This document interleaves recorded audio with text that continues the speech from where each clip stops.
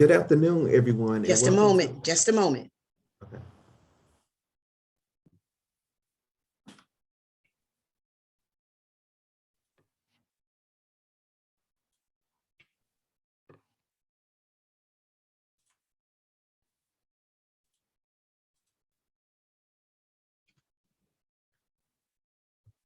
You're live. Good afternoon, everyone, and welcome to another installment of Trophy of Life, Project 365. A special thank you to Ms. Portia Wheatley for allowing myself and my guests the space and opportunity on this podcast. We understand the need for male presence in the home, schools, communities, and workplace to change the trajectory of the impact of a man. We are men of color who are community activists and trailblazers who love connecting with individuals in our respective communities and around the globe. We have lived through 351 days and soon to approach 365 days. We're blessed to be alive as we continue to live through the pandemic. So children and families are desperately going through during the pandemic and need the support of community male partnerships who must be able to assist and aid to help them get through their troubled times. We count it an honor and a privilege to be here with you to shed some light on the well-known topic, the impact of community service. I share this platform with two brilliant brothers who have years of experience and expertise in the field and who are very knowledgeable of this work. So let's take a deeper dive to talk about our shared experiences and individual experiences. We will share our experiences on this panel, but I would first like to give introductions, and we will all share our individual experiences, but I'll first like to introduce the panelists. I am Lynwood McDaniel, and on this panel, I have with me Al Maurice Fleming and Mr. Travis Evans. I will begin talking a little bit about my shared experiences in community services. I have like a plethora of experiences in community services that spans across living in South Carolina. I'm currently living in Baltimore, Maryland, and in the DC areas. I've participated in a number of community service projects within Dillon County that talks about the community of excellence. They did an eyeglass drive, and I donated over about 20 pairs of glasses to this effort. I participated in the Hurricane Ida relief program. I made donations to the village educational services, as well as providing funding to the Dillon Debutante pageant. I sent money back to my home church, Manning Baptist, as they did a back to school drive back in August. I've also participated in the Wright Strong, which was Mr. Wright, who was my former band teacher, who was in an accident, and I provided a lot of support in a lot of community service projects they were doing to support his efforts to recovery. I've also participated most recently in the Lunchbox, providing funding to one individual who's doing her own startup business with a lot of parents in the community to provide lunchboxes to students in the school district. There are a plethora of community service projects that I have been involved in. And most recently, I participated in the Rainbow Push Coalition citizen education that's a part of Reverend Jesse Jackson's efforts. New generation volunteer with Driven Towards Destiny project. There are so many community service projects. Most recently, I've participated in the Be More Community, which is a project that provides food to people in the community. We give out food Wednesday and Saturdays, and the food that the people receive are, you would not believe the type of food that the individuals get. But this food help families that do not have the means of getting out and buying food. We provide them with toiletries, we provide them with drinks. I mean, you name it, they receive all these products. And this is a community effort project that I work on Wednesdays, and I go there about 6 8:30 and our date ends about 8:30 in the evening. I would like to hand it off to Mr. Travis Evans so that he can give you an overview about his community service experiences. Good afternoon, everyone. Grateful to be sharing this platform with some powerful brothers. I myself, community service is near and dear to my heart. Being in a profession in the human service field that I'm in, it requires a lot of outreach to communities, building partnerships, understanding the needs, and really being a person with the heart and the passion to really deliver. I've worked in a lot of communities that range from being urban to rural communities where we see a great need, communities of color, where we know there are so many challenges and things that they're presented with, and having limited resources. So for me, community service is about giving back and ensuring that the individuals in the community understand, it's not just about these partners and organizations being that change, but the people who live there being the ones to really understand how essential it is for them to be the voice for their communities and really seek out those things that are really going to help them thrive and be successful. We tend to see a lot of communities, there's a generation after generation, same trends, same things happening. But I think it's so powerful when we can come together and bring, faith-based organizations, nonprofits, and school districts, and all of those organizations together to really, support, and help teach our youth the importance of them, really doing all possible to not just help their community thrive and leave the community and go get educated, but to come back and really give back. So some things I've have been a part of in terms of supporting communities have been things around scholarships. We know that, like I said, communities of color, there are a lot of health issues that they face. One recently is just participating in a COVID drive where we really, stress to our communities of color the reason why it's so important for us to really think about vaccinations and really consider those. We see that during the pandemic, those community of color were affected the most. They were the ones that not getting the services and the treatment that they were needed. But this was our opportunity to really educate and really teach them the importance of doing what's necessary so that they can really be successful. Scholarship opportunities. In terms of feeding, there are a lot of our school districts where we know kids spend a lot of time within their schools. However, there are food banks within communities that we serve that really cater to our communities in a special way, and people don't know how to seek out those resources. But we really, I've had an opportunity to really guide those families and those children to those resources so that they can get what's necessary for them. And then there are tons of other things. We tend to see our community service efforts increased around times like this during the holiday, where people are doing coat drives and, donating more food and doing things like a blanket drive, which is something that I'll get to participate in tomorrow in this Houston, Texas. We are just recently did a blanket drive. We collected tons of blankets with the group, and then we reached out to cleaners and hotels and thought about how those blankets could be used to support our homeless neighbors that are in our communities. So community service, I won't go on because there are tons of things that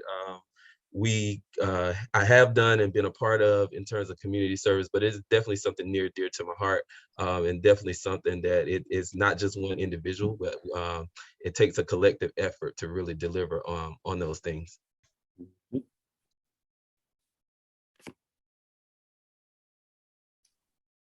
Thank you, Mr. Evans, for providing us with an overview of some of the things that you participated in within community services. So now I would like to hear a little bit from Mr. Al Maurice Furman.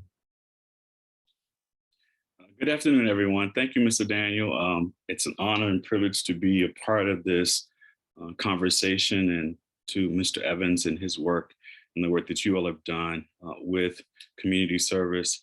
You have a unique experience as it relates to community service. And I look at community service, particularly the experience that I bring is from a macro level of experience and engagement. And that really helps leveraging resources, helping our faith-based institutions, our community organizations, community development corporations, and other entities be able to be prepared to service those individuals within the community. Having spent my entire career in human services, going on 25 years plus, working with state entities, local entities, community organizations, as well as on the national platform, having interface with organizations and or state, tribe, territory management groups who actually service those individuals in the communities and meeting those particularized needs. One of the most interesting things that I find that we tend to forget is helping our institutions be prepared and leveraging those resources. And I see one of your themes that you have in terms of galvanizing. And I think galvanizing is a very interesting word in terms of how you codify that in the conversation, because it's really important that you bring all of those entities together, your national, federal, state, local resources together to help your community service organizations deliver to meet the needs of your communities, and also being able to help those organizations within your community be able to tap into those resources, having the capacity, internal capacity. A lot of the work that I've done has been in that area, helping organizations build the internal capacity to be able to deliver those community service resources that happen at the grassroots level. It's one thing to understand what happens at the higher national level, but then what happens at the grassroots level is really, really, really important, and how all of that infuses in the conversation. So I bring a plethora of experience in that area, helping your faith-based organizations be prepared to tackle some of those social ills and systemic issues that are faced in the community. Be able to align themselves with key stakeholders within your community, your states, and even aligning themselves with those national federal organizations that will help them deliver on those community services. So you guys have kind of said a lot about the grassroots, but then there's a macro focus that's really, really, really, really important, and really helping our constituents be able to provide the salient services that their communities need to bring wellness, to bring health, to bring wholeness, to bring the right people to the table to tackle those social systemic issues. So again, I thank you for the opportunity of being here. I don't want to go through my vitae and all those things that I've done, but the crux of that is within your macro experience and macro exposure that trickles down to your community agencies, which really has a salient impact. Thank you so much, Mr. Fleming, for that insight that you provided for us today. Before we go into or take a deeper dive into a question and answer period, I just wanted to kind of put out there for individuals that are our viewers, what is community services? When we look at community services today, it is work that is done without pay in the community. It's people in the community doing this work, and it's without pay. And the brilliant thing about community services, it allows you to really give back without feeling like you need to receive something. You're able to give something. And that's the good thing about being able to do community service. You can walk away feeling like you had something to bring to the table without feeling like you were taking anything away. There's so many people today that are in need. And so it just makes me feel good to know that we are men of color who place a lot of emphasis on helping our communities, to help strengthen our communities, to help revitalize our communities as it relates to being there to support the work of community services. There's a great philanthropist, Dr. Miriam Wright Elderman. She says about service is the rent we pay for being. It's the very purpose of life and not something that we do in our spare time. She also noted another quote that never work for just money or for power. They won't save your soul or help you sleep at night.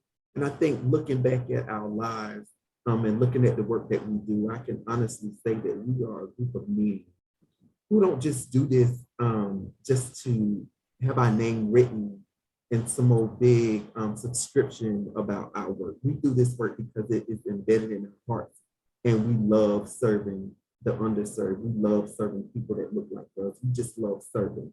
That's what we were raised and brought up under, serving in our communities, working diligently to help somebody that's less fortunate than ourselves. And as Mr. Evans alluded to, we go away to college and we come back strengthened in our knowledge capacity to be able to deliver on these services that are so much needed in our communities who are really struggling and need of the support. So without further ado, I'm just gonna run through a little bit of the questions, and we'll have like a little question and answer segment here. We'll chime in and tackle some of these questions to get our viewers engaged in some of the community service work that we do and why we do what we do. More so because we love just our community and we love what we do. And Mr. Fleming talked about galvanizing and forging community partnerships that leverage resources to support our citizens. And so we'll kind of be approaching it from that perspective today. But the first question that I would like to ask is, what motivates you to get involved in community service efforts? Be it working with younger individuals, working with middle age, and even older adults. What motivates you? And I'll let either of you take on this question. Mr. Evans, you're young. I'll let you lead out. All right, so thank you. What motivates me is when you've lived and seen certain things, and you see the needs, it's just necessary for you. We hear all the time, be the change that you want to see. I think we all stand in a place of being mentors and role models. And, my goal and my effort is to really have an impact and, reach as many and touch as many lives as I can. So, what motivates me is just meeting needs and just, being a change. My grandmother used to say, may the work I've done speak for me. I think we all have purpose. When we think about community service, we have to think about, is it, truly our ministry? Is it our purpose? Is it, our mission? And so, keeping that in mind whenever you're doing these things, that it is, the small things that count, and really it's your opportunity to bring about change, especially if there's a need. Who doesn't want to help? Who doesn't want to give back? Who doesn't want to be that role model? I'm one that want to do all of those things. So, that's what really motivates me. So when I think about motivation, I mean, there are so many needs out here. And so when I see a need, I'm always willing to tackle the need. I don't have all the resources, but one of the things is being able to find those resources because, I've worked in the local, state, and federal systems. And so we if we don't know all the answers, we know we have connections who we can connect with to find those answers to help to support the need. And so that's the thing that motivates me is just seeing that there is a need and just getting in the trenches and working and supporting people. I mean, it just feels so good to know that you are able to just get out there and get your hands dirty and just do what needs to be done in some of these underserved communities. What motivates me, I'm going to get a little personal with this response. There have been 5 African-American women who have two in particular, who have really strong community service involvement, community activists, both at the local and at the national level. And when you've been raised in a house with Dr. Darce Minor Terrell, and you've been raised in a household with my mom, it becomes embedded in it becomes a part of who you are. the motivation. You see people in the community, you see a need, and you see them deliver on how to meet the need, how to bring about the resources. So that becomes a part of your values, the way that you operate and move and carry out things in your life. So it's passion for me. I think my experience in social work has always been passionately motivated. If you're not passionate about something, you really don't put your all in all to it. But if there's a passion that drives and fuels that energy, it helps you to be able to go in, look at a situation and be able to say, okay, this is what we should be doing to help this family. As social workers, we're seen as change agents. So in community service, and providing support, providing resources brings about a sense of change. It takes what's broken and trying to make it, bringing a sense of wholeness to that environment. So with that being said, it helps codify the need, your passion, your zeal, your thirst for being engaged in that type of work. Thank you so much for that. When we look at the face of community services, why is it so critically important that the male presence is there? So I'll start out with that. Research has, prior research as it relates to two-parent family households is really important to raise your children, and it shows positive outcomes. That children are successful in two-parent family households. And then the question wasn't necessarily about two-parent family household, but within that household, typically, dad may not be present in some households. So it's really, really, really, really important to get our African-American men involved. We are creatures of habit.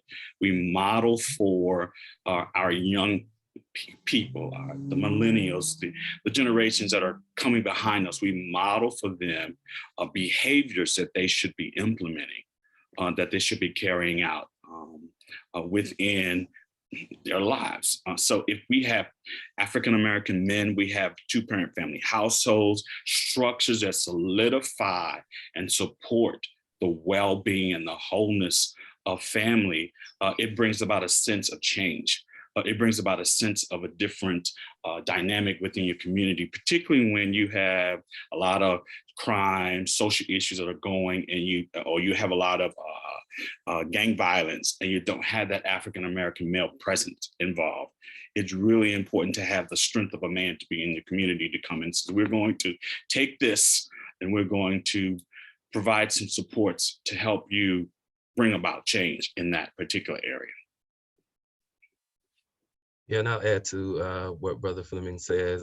In our culture, we have been also taught that men, are leaders, and we really need those brothers and out front, really showing that not every African-American male is going to jail or doing crimes and doing these things. So, this is our really a powerful time for us to get involved in our communities, be those leaders, be the voice, and really teach our younger generations the importance of them being leaders. We see so many times in our workplaces and in other areas of life as Black males that we're looked over constantly.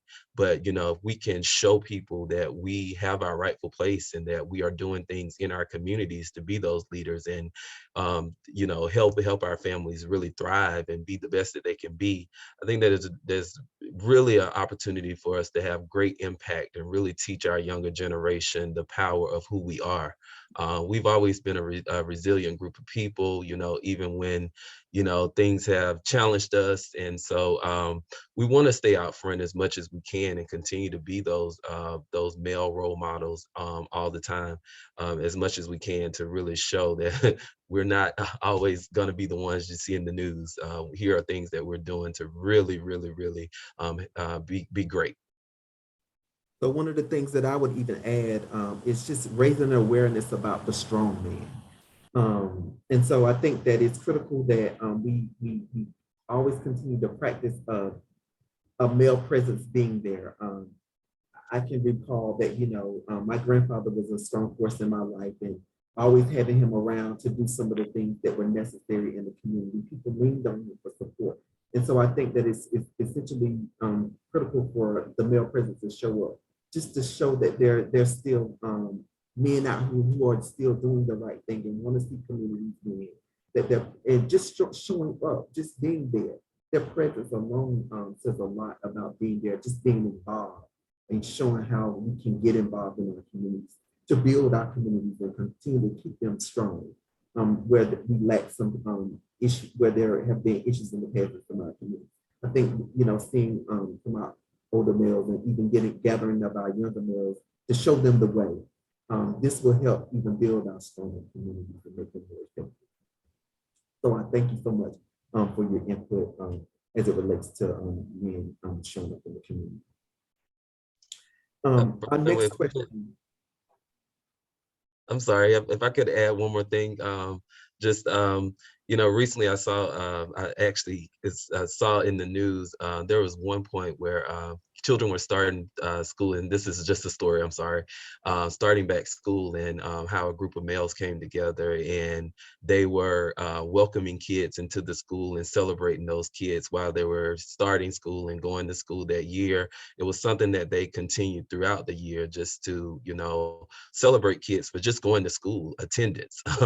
But also when getting there, performing academically well. I witnessed a school actually do that, and the involvement of the males pushing the kids and encouraging them to show up to school and to really you stress the importance of the academic. I was happy to hear that this school actually, they were below in terms of performing, but they felt like the impact of their males coming together to do this little small thing for the kids.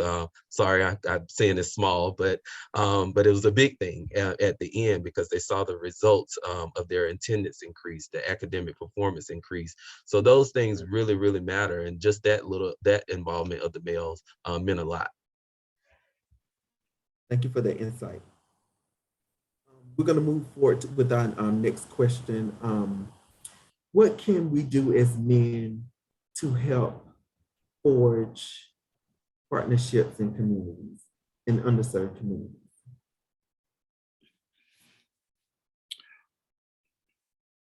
I think one of the things that we typically fail at is the lack of knowledge, lack of understanding, awareness. I think one of the most critical components, and you see a lot of this happening in this barbershop talk model that is going around the country, where they're infusing programs into the conversation as men come into the barbershop. They have structured dialogue, structured conversation. It's not your typical macho conversation you have when you go in the barbershop, but it's really targeted at bringing a level of awareness about a particular area. If we don't empower our men, if we don't empower families in general, just if we're not empowered, we perish because of the lack of knowledge. And if we're not empowered, if we're not reading, we're not researching, we're not being kept up to speed in terms of what the new trends are, what's happening, we're going to get lost in terms of how to continue to captivate the audience, how to bring about some systemic changes in the communities. And then it's really important to know what are your particular issues in that community. And a lot of that happens with your community organizations. They know the community. They know the issues that are being that are on the table that need to be addressed. They know whose family is and who family needs what, and what support systems are better utilized in the community. It can target that. That's information. And we are powerless when we're not up to speed with that information, being able to share it in the right platform, creating conversation, being able to deliver it comprehensively in such a way that it has impact. It becomes a part, and it's embedded in conversation within the community structure. So I believe that that's a very, very critical component. We must become empowered, and becoming empowered, we must have the right information. And we need to have the right people at the table delivering that information for us. Yeah, I, partnership. I'm sorry, go ahead, brother. I would add that having the right people at the table does matter. I was having a conversation most recently at a community event, and I was stating how critical it is of having the right people at the table. Um, we have to be involved. We have to get our male presence involved. It's good to have two parents at the table, but it's also good to have those strong men who are educated, who understands those conversations that are to be had. And as Mr. Fleming said, if we perish because of lack of knowledge, if we don't understand it, we're not educated enough, if we're not empowered enough, then we don't have anything to offer. And so I think that just getting involved, going to meetings, going to seeing what our children are doing, the parent-teacher conference, getting involved in the soccer games, the basketball games, the baseball games, going to the nursing homes to participate in, after when COVID lifts up, when they're involved, kids are able to go back into the nursing home. Go as a father to participate, because this is creating good relationships with our local nursing homes. And a lot of, they don't see their families. And so if another male goes and shaves another man's head at the nursing home, that's a plus. That's a win-win for our communities, because there's a lot of involvement there. We just have to get ourselves in a position where we can just uplift one another. And I think just being involved and having a seat at the table does matter, because it helps us to be informed and be and able to react to a lot of situations that we would not ordinarily react to, have not we had that information that was needed to be able to. And Mr. McDaniel, before Mr. Evans comes, I want to add a comment. It's okay to not know and not have the right information, but it's also important to know when to reach out to someone to ask, because we typically, we have egos, and we don't want people to feel that we are derailing ourselves or belittling ourselves. But it's okay to say, I don't know, and let me reach out and find the right information. That helps us, again, solidify the conversations, being able to be in the right place at the right time, providing the right resources, gaining the right insight. Yes, that's really, really important. Yeah, and I'll be very brief. I think we were talking about partnerships. I'll just keep it basic, and we've all heard this before. It takes a village. So when we think about partnership, I think about a term we hear sometimes called collective impact, or at least in the world that I live in. It's a collective impact. I agree that it takes time. It takes time to really educate the community, which is where it starts, because a lot of people don't understand the value and what they contribute, how they contribute to those relationships in the communities, be it business, be it barbershops, be it faith-based organization. So it is a collective effort. We all bring something different to the table, but we're all a part of making sure that community is progressive in so many ways. So I think it's so important that we really make time to think about how we form those community coalitions and provide an opportunity for everyone to share that space where we can think about what are the things we need to do to help our communities thrive, and what are the needs of our community, and how can we all be a part of that change. Thank you so much for that, Mr. Ed. Another question that I would ask is, what's the best way to get men involved in community service projects or volunteering? Sometimes that's one of the hardest things to do, but what are some of the best practices that we could use to get men involved in community service projects?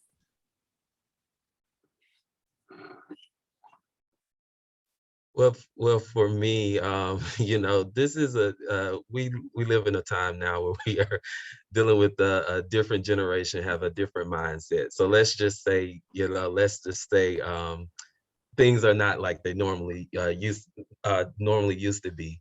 I think there's an opportunity for us to be innovative, seeking out those opportunities where our men are gathering in barbershops, going beyond just the faith-based walls, but really thinking about those opportunities where our men are engaged in sports, Those are opportunities where we can really try to grab our men and really, stress to them that it's beyond just the barbershop and beyond just the sports event, and really help them understand how they could play a critical part in the lives and the families that they support each and every day.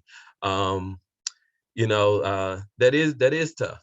We take on this macho mentality, or we, you know, um, really don't get involved in, thinking about our daughters that may be out there, or how we can support, women who, are leading a lot of the households and things that we see every day. So there are opportunities for us to embrace our brothers and really just show them that, there's a need for them, and that we have to, like Brother Fleming said, empower them to really think about, how just their little part plays a critical part in the communities. I'll add to that. Mr. Evans has really kind of said most of all of what I would say, but I would add a how-to tool and resource to this conversation. If I had an opportunity and I was on the elevator with Oprah Winfrey and it was an opportunity of a lifetime, what would I say to her? And I think what's really important, in educating, we need to create elevator speeches say in corporate America, create an elevator speech, really get to the point, be able to attract the individual, say what the critical need is, say what your mission, your goal, and what is the prescribed outcome. That way you're able to, in the barbershop, have a conversation. May not be lengthy, long, drawn out, but at least you can get the critical components over to the individual and say, meet us at the church, meet us at the community hall. This is what we plan to do. This is how we plan to impact. These are the outcomes. Having that information readily available attracts the attention of individuals, as opposed to just off the cuff and him and Han, and not really having a plan or course of action would be a way of being able to attract men to the conversation. Of course, you said your barbershops, those conversations, yes, we'll have an opportunity to say what we need to say as it relates to community initiative. Your local churches, good example, or houses of worship, let me put it that way. Houses of worship are really good resources to be able to get that information out, because again, community people are drawn to the houses of worship when there's a critical need. So that's really important conversation, having the right person delivering the message. Again, that elevator speech is the tool that I'm proposing that will help you be able to deliver in 2-3 minutes to attract Oprah to say, okay, I'm going to give you $1 million towards your initiative. But you hit the key components of the conversation and the outcome, and what do you prescribe and how you prescribe to doing it. So, but also, Brother Fleming, I'll add, I'm sorry, Brother Lynwood, when we think about our men, or at least men of color, like I said, a lot of times we're always thinking about provide. We're trying to provide for our families. We're always on the go. We're men that, just work and do what we have to do. But also, there are so many things that we are challenged with as African American men and men of color. I think a lot of our Black brothers and men of color would buy in if you think about opportunities where you're able to educate them on things like financial literacy. We see a lot of our men of color who have had downfalls in that area. How can we develop them professionally, but also personally? We have a lot of mental health issues and things going on, but really help our men understand that collectively we can be so powerful, but also think about those needs that the men have as well, and really sell this to them, really get them to buy in, because a lot of us are personally thinking about some things that we may need support or help with before we can get into serving our communities the way that we want to. So just something I want to add there. And one of the things that I would also like to add, like you talked about, but just also having services to help them expunge their records, because they might not feel like they want to, come back and be involved in a community that they may have gotten into trouble with. And so just making them, try to help them avoid those guilt trips when they were out there and they were doing their thing, just provide some services that they help them become, more at ease with themselves. And then they might feel like I can be more involved in my community now because I don't have that to look over my shoulder. I've dealt with that from a mental aspect, and I've cleared it up from a social aspect, and now I'm ready to really get back into my community with it. And sometimes we do have to give a little in order for them to feel like they can come and be involved. Like, maybe offer them some waters or some sodas or something while they're working, or you may have to offer them a t-shirt or a sweatshirt or something, or something for them. I mean, sometimes you have to give a little in order to get a little. I mean, those are realistically some of the things that we're living in when dealing with urban areas that, some of them don't want to be involved in just doing something unless they feel like they're getting something out of it. And although community services is just that, you're doing it without getting paid, sometimes we have to offer incentives for them to jump on board, because ideally they really feel like they have to get something in order to give something. And so it would be incumbent upon us as community service advocates to fight for them so that some of that can happen for them in order to win them over, to get them to support the initiatives that we're trying to get them involved in. Mr. McDaniel, I'll add one additional comment. This is probably from a macro perspective, but place-based strategies have been one of the methods in terms of delivering comprehensive services. And then I think as community advocates, it's important for us to know what's place-based. When I say place-based strategies, you have a center that has all of the resources, mental health, education, housing in one area. And an individual who is low income has limited resources to be able to get to all of those particular components to meet that particular need.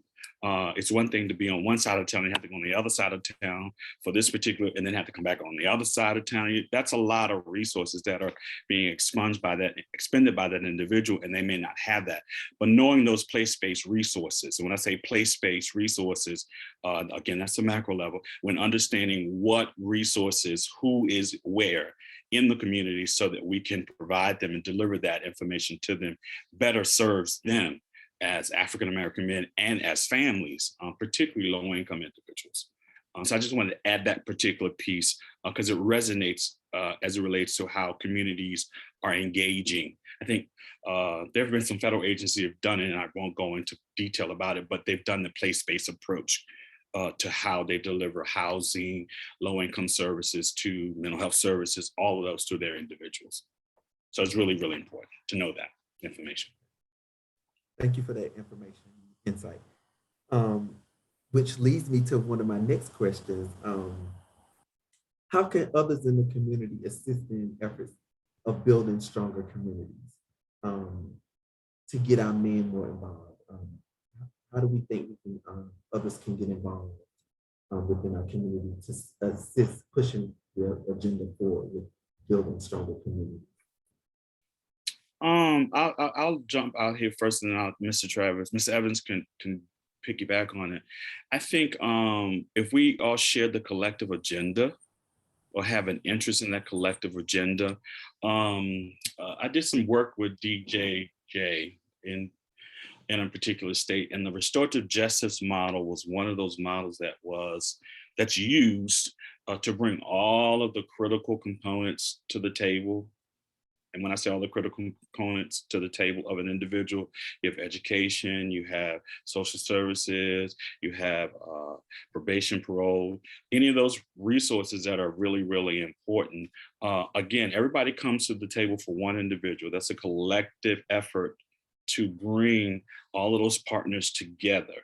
And I think the same thing can happen in community when I have and understand the purpose and the need, and we have a collective effort. We can ameliorate a social issue. We can do the coat drive. We can do the food drives. We can do the food baskets. We can do all of those things because we're all serving one purpose or have one purpose in mind. So that collective effort is really, really, really vital in the conversation. But again, you have to have the right players around the table delivering the message, galvanizing, as you said, all of those individuals. And most of those things happen when you have community advocates who understand the dynamics in the community. They run to that individual because that individual has a wealth of knowledge. They know all of the resources that are needed or necessary in the city or in the local area. And if we even have resources in our community development corporation that we can assist you, what programs are available, that attracts people to that common collective agenda. And that helps solidify the efforts as we move forward. When you have something else coming down the pipeline, we have money to be able to provide some type of initiative. Again, you have all those players around the table. We've done this before. We've demonstrated our outcomes. We've demonstrated our efforts. Let's work at this particular initiative as well. So that collective effort is really, really, really important. Yeah, and I'll say I'll take it from the grassroots, just kind of thinking what I've seen at the level of going out to the communities. In the early childhood world, in terms of meeting the needs of kids, we think about our early, the most neediest, the most vulnerable, as early as possible, we can have impact. So I think it really, really starts as early on as possible. Really teaching our kids, but also our community that there are so many needs.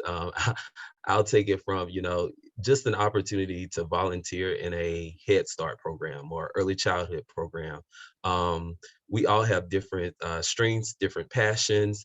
There are early childhood needs, there are health needs, there are our elderly community that we can support. So I just think we all have to realize and tap into, what really fuels us, what areas really where we want to see an impact or see change. I know we all watch the news and sometimes we're so triggered by all types of things. It could, if you see that news and that young man that's going to jail, think about those opportunities to support with organizations like DJJ, to volunteer. It could be those simple things of just having a conversation or a sit down to just talk to somebody, from volunteering efforts, distributions.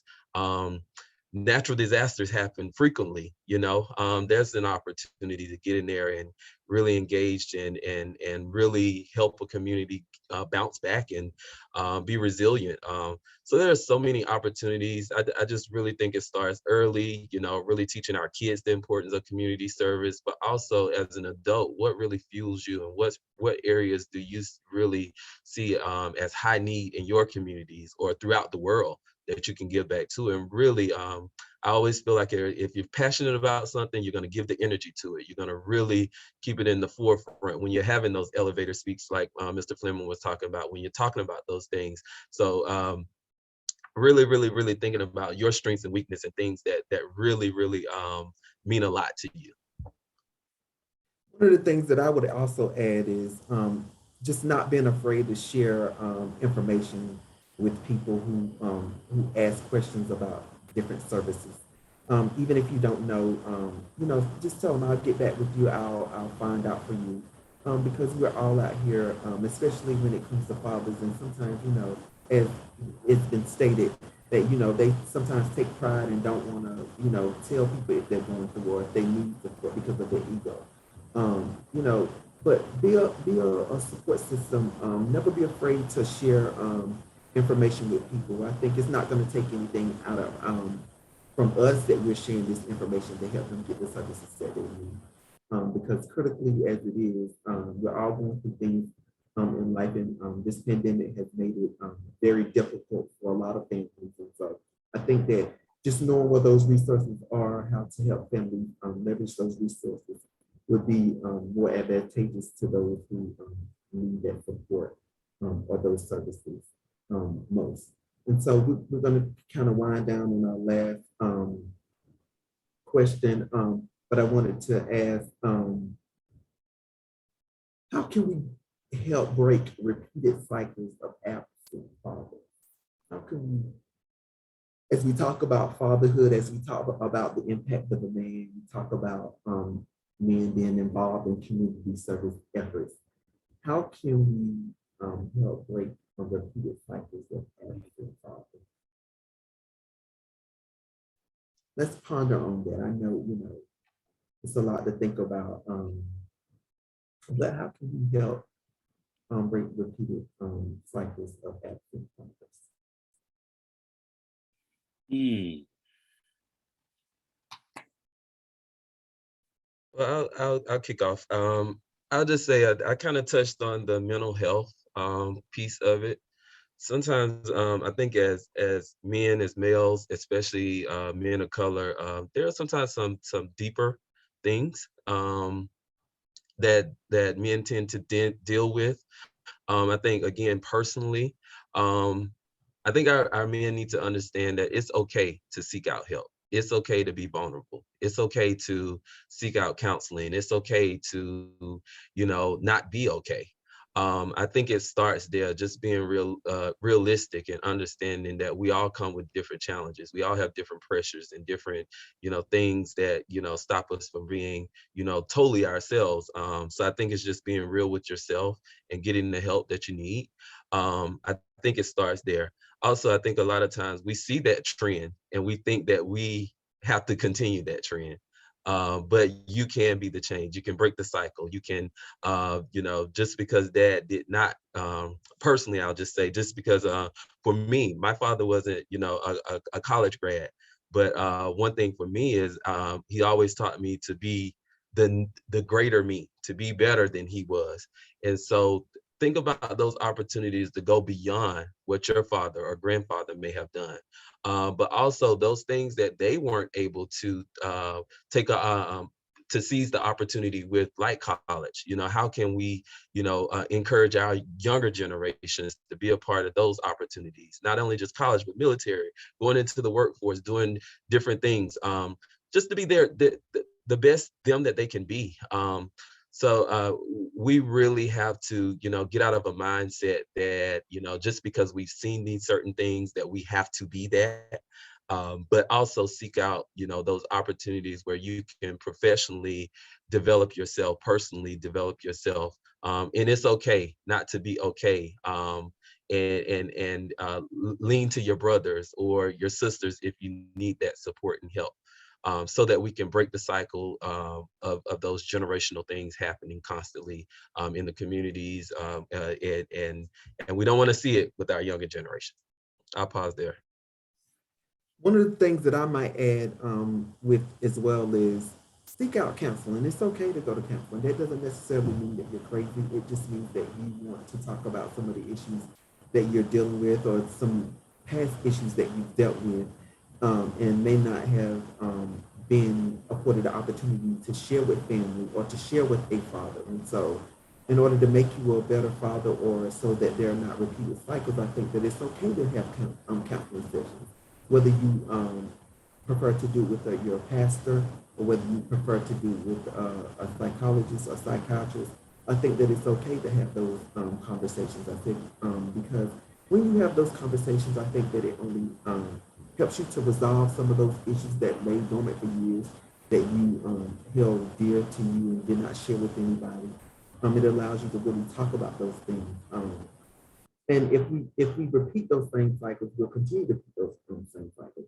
And I think about, all the times that, some of us didn't have fathers in our lives, but I also look at it from the perspective that we also had our grandfathers in our lives. We might have had some of the brothers from the church that were in our lives that were really strong men to help guide us on our individual paths. And so I think that it's okay to just have conversations with people to talk about some of the things that broke us down and did not make us feel good about ourselves, but to help us become the better us, as Mr. Evans alluded to.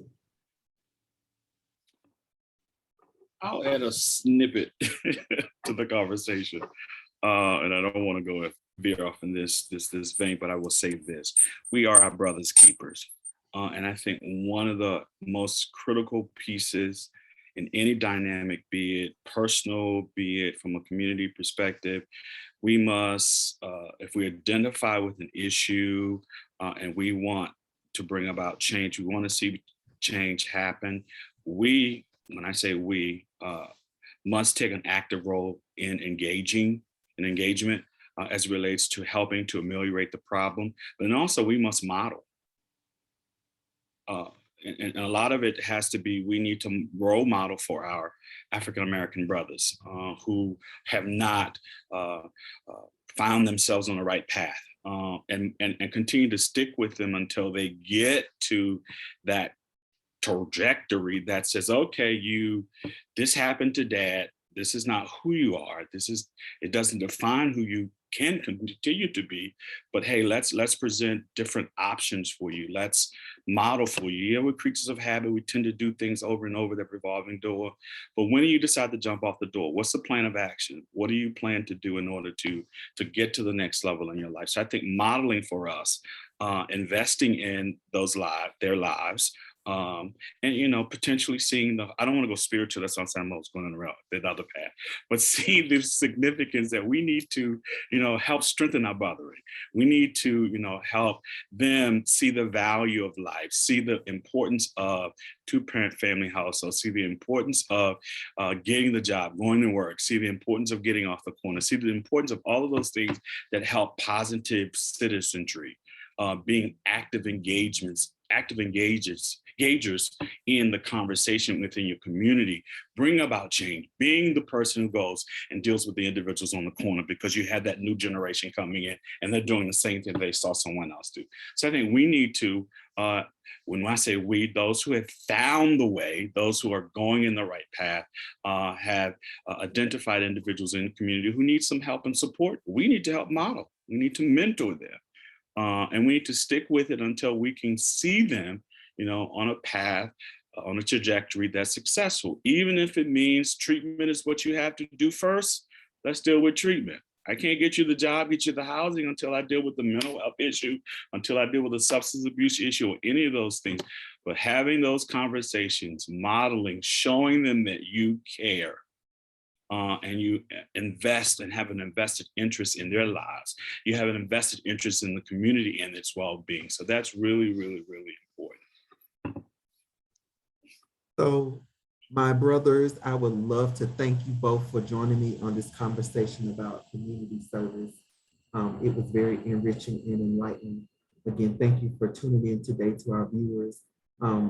After this Facebook Live and Zoom, this segment will be uploaded to the YouTube channel and on Facebook with past segments that you will be able to view. Again, thank you so much, Mr. Al Fleming and Mr. Travis Evans. Thank you so much. Thank you. Thank you.